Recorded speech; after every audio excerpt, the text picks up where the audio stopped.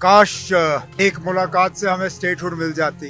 सिलसिला चल रहा है स्टेटहुड की मांग, स्टेटहुड की बात तो जब कभी हम मिलते हैं मैं करता हूँ। और भी चीज़ें हैं जिन पे होम मिनिस्टर साहब से बात करनी है। काश एक मुलाकात से हमें स्टेटहुड मिल जाती तो फिर हमें कब का मिल गया होता। सिलसिला चल रहा है लेकिन स्टेटहुड की मांग, स्टेटहुड की बात तो जब कभी हम मिलते हैं मैं करता हूँ।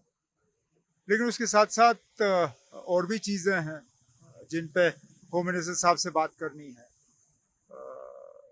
हमारे बिजनेस रूल्स के मुतालिक, एडवोकेट जनरल को लेके जो रिजर्वेशन का मामला लेफ्टिनेंट गवर्नर साहब ने दिल्ली रेफ़र किया, उसके हवाले से, और कई सारे और इश्यूज़ हैं जिन पे बीच बीच में होम मिनिस्टर साहब से मिलना जो है ठीक रहता है। और आज दिल्ली में उनसे इन सब और बाकी इश्यूज पे जो है मैं बात कर लूंगा। सर, आपको लगता है कि जिस तरह से आपने स्टेट फूड और बिजनेस रूल की बात की, वही हम देख रहे हैं कि एक नया ऑर्डर इशू किया गया जिसमें लेफ्टिनेंट गवर्नर को अब टेलीकॉम के पावर्स जो है वो दिए गए। तो टेलीकॉम के पावर्स वैसे भी उन्हीं को होने चाहिए। इसमें कोई ऐसी बात नहीं है जो कि हमारे रीऑर्गेनाइजेशन एक्ट या बिजनेस रूल्स के खिलाफ हो। लेकिन क्योंकि मुझे बताइए ना, टेलीफोन को टैप करना या मोबाइल सर्विस को रोकना या इंटरनेट को बंद करना, इसके ऑर्डर कहाँ से जारी होते हैं? होम डिपार्टमेंट से। और home, law and order, security, ये तो एलजी साहब की जिम्मेदारी है। तो जाहिर सी बात है, अगर कहीं हालात ख़राब हुए और उसके लिए मोबाइल इंटरनेट बंद करना पड़ा तो ऑर्डर होम से ही जारी होगा, लेफ्टिनेंट गवर्नर साहब से जारी होगा। तो ये पावर्स उन्हें दिए गए और बेहतर है उन्हीं को मिले, क्योंकि बीच बीच में फिर अगर फ़ोन बंद करने के लिए उनको हमारे कंधे से बंदूक चलाने की ज़रूरत पड़ी तो खामखा हम बीच में फंस जाएंगे, जहां इसमें हमारा कोई रोल ही नहीं बनता। तो फिलहाल जब तक सिक्योरिटी और लॉ एंड ऑर्डर की जिम्मेदारी एलजी साहब के पास है, तब तक ये पावर्स भी उन्हीं के पास होने चाहिए। ये पावर्स इलेक्टेड गवर्नमेंट के पास ना ही हो तो बेहतर होगा। उमर साहब, कल एक बयान आया था आपका कि हम लोगों को नहीं बोल रहे कि आप दुकान पे जाए, मजबूर नहीं कर रहा है, थोड़ा सा उनसे कंफ्यूजन चल रहा है लोगों में। अब इसमें कंफ्यूजन की बात ही नहीं है ना, इसमें गलती मेरी है। मैं इसी तरह बीच बीच में सड़क के किनारे आप लोगों से बात करता हूँ।